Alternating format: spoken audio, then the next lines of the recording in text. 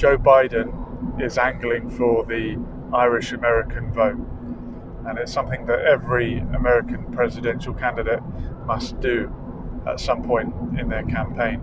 And he's mentioned the importance of honouring the Good Friday Agreement or the Belfast Agreement.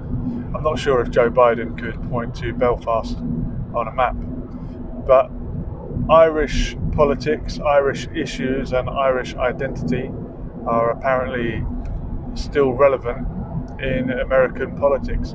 I thought Irish Americans have sort of just been amalgamated into generic white society, but apparently there are 40 million Americans who claim some sort of Irish lineage, and around half of all the American presidents that there have ever been had some kind of Irish ancestry. I think 22 in total claimed that they had some, most famously John F. Kennedy, but also even the likes of Ronald Reagan and Barack Obama, of the Obamas, but of course he took his Irish heritage from his mother's side, the white side of his family.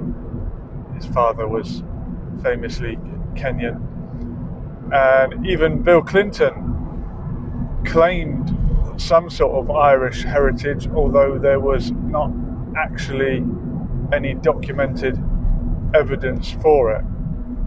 But still, he had to jump on the bandwagon. Anyway, and he denied many things that there was evidence for, so why not claim something like Irish heritage even if there were no evidence? But interestingly, of the 22 presidents of the United States with Irish heritage, only one of them was a practicing Catholic. That would be JFK, and they killed him. Someone killed him with a bullet that managed to swerve round the corner somehow.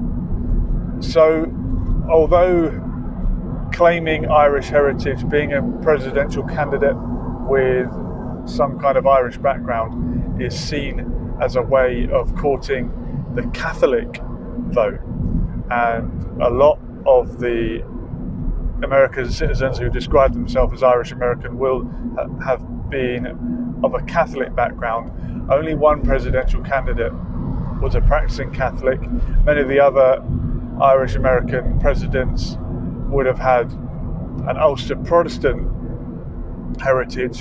I think Andrew Jackson had immediate family from County Antrim in the northeast of Ulster, and James Buchanan had family from Donegal over in the west of Ulster.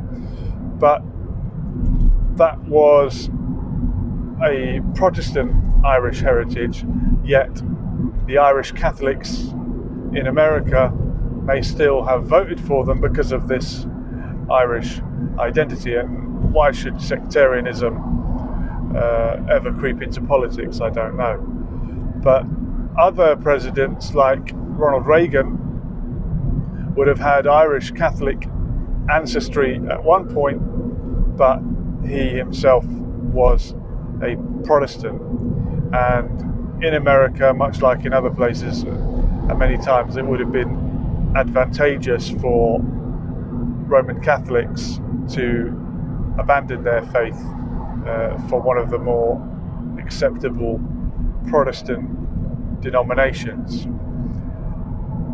And the Catholic voting bloc, if it is a voting bloc, tends to be conservative politically.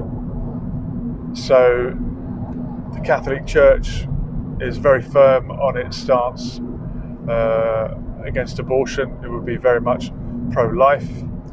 And the Republican Party has tended to market itself as the pro-life party, and the Democrats would be more pro-choice. But in terms of voting behaviour,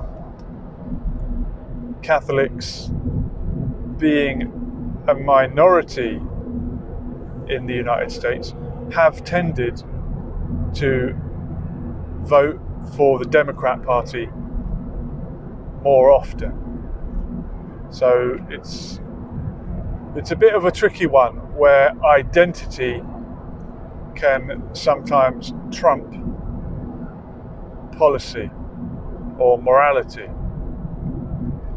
Talking of Trump does not have any Irish heritage that we know of. He hasn't come out and claimed it yet. He's famously of German and Scottish background, although if you go deep enough into the history of Scotland, you'll know that the Scotti were a tribe that left Ireland hundreds of years ago. So if you are Scottish, in another sense, you are Irish.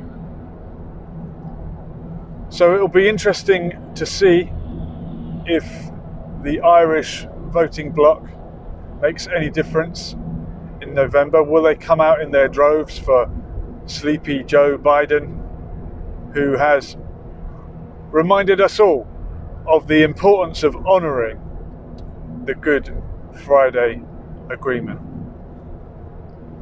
Thanks, Joe.